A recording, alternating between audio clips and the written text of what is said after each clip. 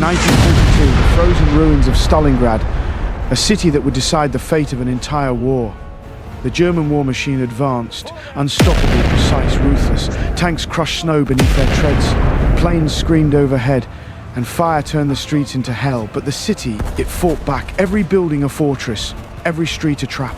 Explosions ripped the sky apart, smoke choked the air. Soldiers ran, bullets shattered walls, and the ground itself trembled. The defenders struck with fury, relentless, impossible to break. Chaos became the law. Death became the only certainty. And in that frozen wasteland, pyres collided, fate of the world hung by a thread. Adolf Hitler believed this city would be his greatest victory. Not just a strategic success, but a symbol of absolute dominance. He was convinced that the momentum of the German war machine was unstoppable, a force of nature moving across Europe with terrifying precision, crushing everything in its path without resistance. But Stalingrad was never just another city on the map. It carried the name of Joseph Stalin himself, and that transformed the battle into something far more dangerous, because now it was no longer just about territory. It was about pride, power, and identity, and neither side was willing to lose. Winter, 1942. In the frozen ruins of a city called Stalingrad, one battle did not just defeat an army, it broke the spine of an empire. This was not just another front in a global war. This was the moment where momentum shifted, where certainty collapsed, and where one of the most powerful military machines in history was brought to its knees. To understand why this city became the deadliest battlefield in human history, you have to look beyond the rubble and the gunfire and into the decisions that led millions of men into its streets. In the summer of 1942, Nazi Germany stood at the height of its power. Much of Europe had already fallen, and the German army had built a reputation for speed, precision, and unstoppable force. But beneath that dominance, there was a growing weakness. The war machine was running out of fuel. Oil had become the lifeblood of the conflict, and without it, even the strongest army would grind to a halt. The solution lay to the south, in the oil-rich regions of the Caucasus. The German High Command launched a massive offensive known as Case Blue, a strategic push designed to secure these vital resources. The commander of the Soviet defense, Vasily Chuikov, quickly understood that conventional warfare would not save his army, that the only way to survive against the overwhelming German firepower was to stay as close to the enemy as possible, to eliminate their advantage in artillery and air support. What followed was combat unlike anything the world had ever seen, brutally close, chaotic and relentless. Soldiers were no longer fighting across battlefields. They were fighting inside rooms, staircases, and shattered walls, and the reality became so horrifying that the average life expectancy of a newly arrived soldier dropped to less than 24 hours, turning every moment into a desperate fight for survival. Stalingrad, positioned along the Volga River, was never meant to be the primary objective. It was simply a key point along the way, a city that needed to be secured to protect the flank of the advancing forces. It was supposed to be quick, calculated, and efficient, but war is rarely governed by pure logic. It is shaped by ambition, pride, and sometimes obsession. When Adolf Hitler looked at the map, he did not just see a strategic location, he saw a name. Stalingrad, a city that carried the identity of his greatest rival. Capturing it became more a military objective, it became a personal mission. On the other side, Joseph Stalin responded with equal determination. His order was absolute, not one step back. Retreat was not an option. Surrender was unthinkable. As winter began to tighten its grip over the ruins of Stalingrad, the German army, led by Friedrich Paulus, started to face a reality they had not prepared for.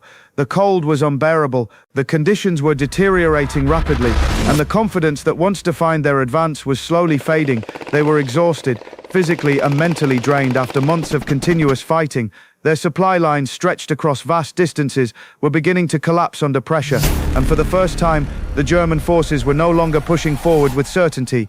Instead, they were being drawn deeper and deeper into a situation they could not control, a situation that was slowly turning into a trap. The stage was set for a battle that would not be decided by strategy alone, but by sheer will. On August 23rd, the battle began with overwhelming force. The German Luftwaffe unleashed a devastating bombardment that transformed the city in a matter of hours. Thousands of tons of explosives rained down, destroying homes, factories, and entire neighborhoods. Over 40,000 civilians were killed in the initial assault. What remained was not a functioning city, but a shattered landscape of broken concrete, twisted metal, and burning debris. It looked like the end of resistance. It looked like victory. But the destruction of Stalingrad did not weaken its defenders. It changed the nature of the battlefield entirely. The ruins became a maze, a natural fortress, where tanks could no longer move freely and traditional strategies fell apart. The German concept of blitzkrieg, built on speed and coordination, was suddenly ineffective. The battle slowed, then stalled, and eventually transformed into something far more brutal.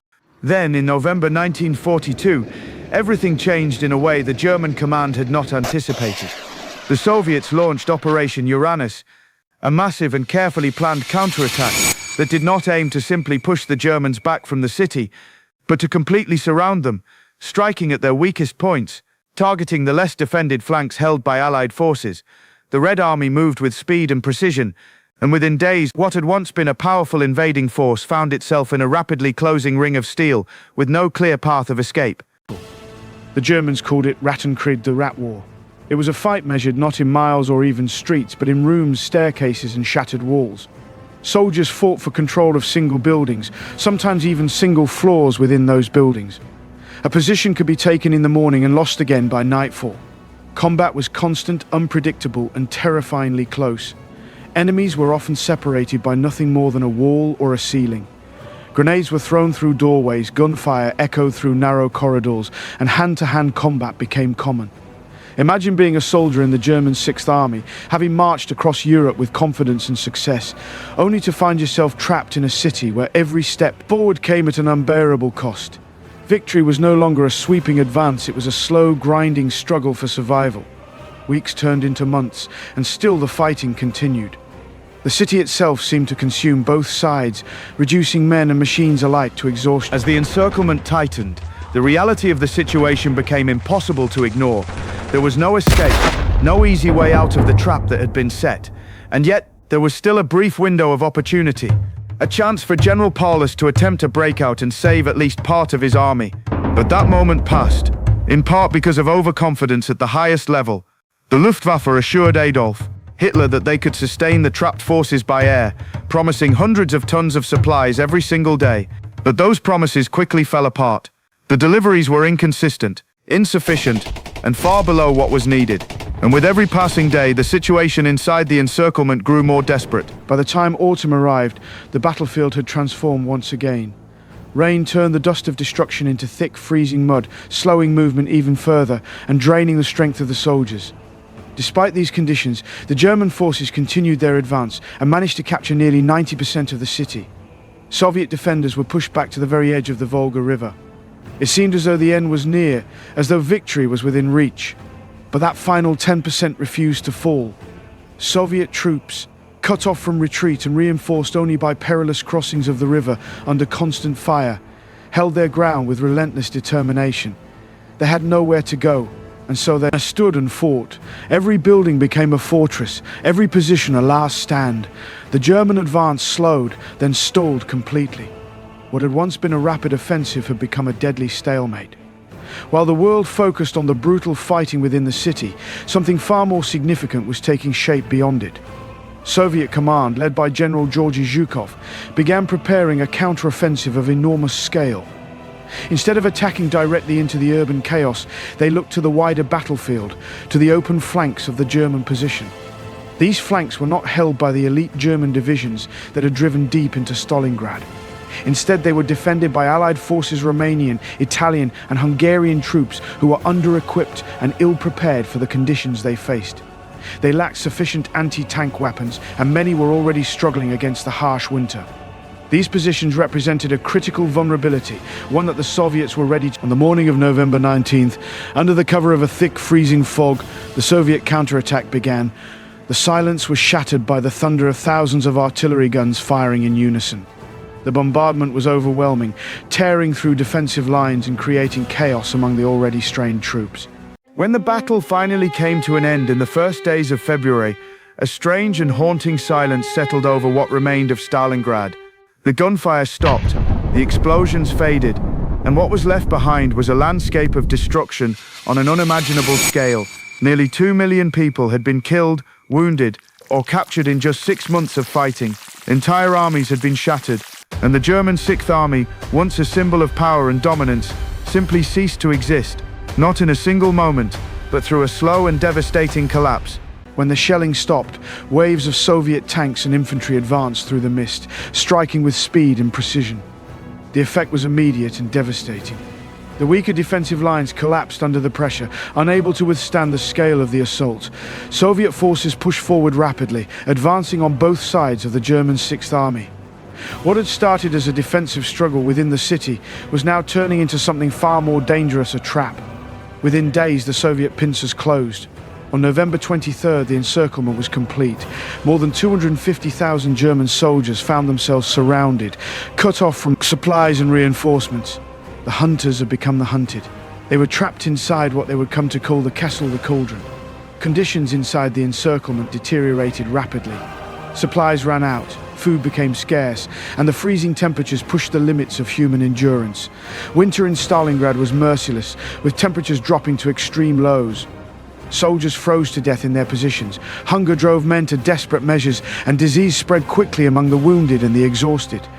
The once powerful German army was now fighting not for victory, but for survival. Despite the desperate situation, surrender was not immediately considered. Orders from Germany were clear: hold the position at all costs. Reinforcements would come, supplies would arrive. The reality, however, was far different.